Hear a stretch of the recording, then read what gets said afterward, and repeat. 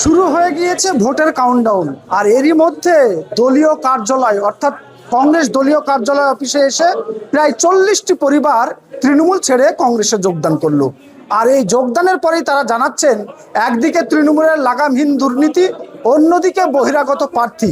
কার্যত সেই কারণেই তারা তৃণমূল ছেড়ে কংগ্রেসে যোগদান করলো। আর এই যোগদানে যথেষ্ট চাপে পড়বে তৃণমূল অর্থাৎ রাজ্যের শাসক দল, এমনটাই মনে করছেন কংগ্রেস প্রার্থী।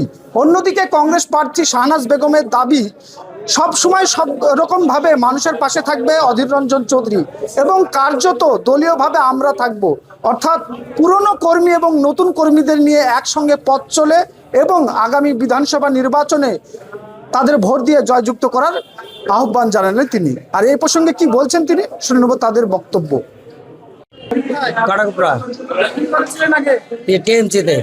টিএমসিতে কংগ্রেসে ভালো না পার্টি, টিএমসি পার্টি দুর্নীতি পার্টি, ভালো না। তার জন্য দুর্নীতি বলতে গেলে তো এসআর বেসারলি সব ধরেন, তারপর মানুষকে বিভ্রান্ত করছে।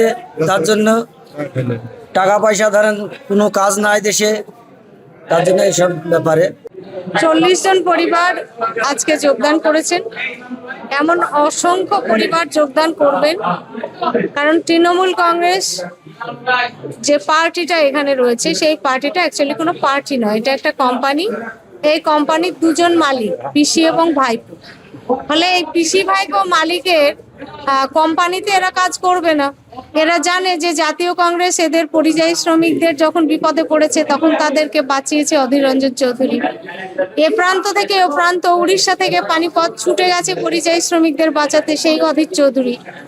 যখন ওয়াকফ সম্পত্তি নিয়ে নরেন্দ্র মোদীর সরকারকে মমতা ব্যানার্জি ওয়াকফ সম্পত্তি তুলে দিচ্ছে, তখন এই বাংলার মানুষ, এই জেলার মানুষ আন্দোলন করতে গেছে। মমতা ব্যানার্জি বলেছে আন্দোলন করতে গেলে দিল্লিতে যেতে হবে। তা আমাদের যারা বাপ ঠাকুরদার সম্পত্তি রক্ষার জন্য আন্দোলন করতে যাচ্ছে, তাদের যদি দিল্লিতে যেতে হয়, এরা তো সবাই বোঝে যে দিল্লিতে তাহলে ভোটটাও মমতা ব্যানার্জিকে দিল্লিতে চাওয়া উচিত।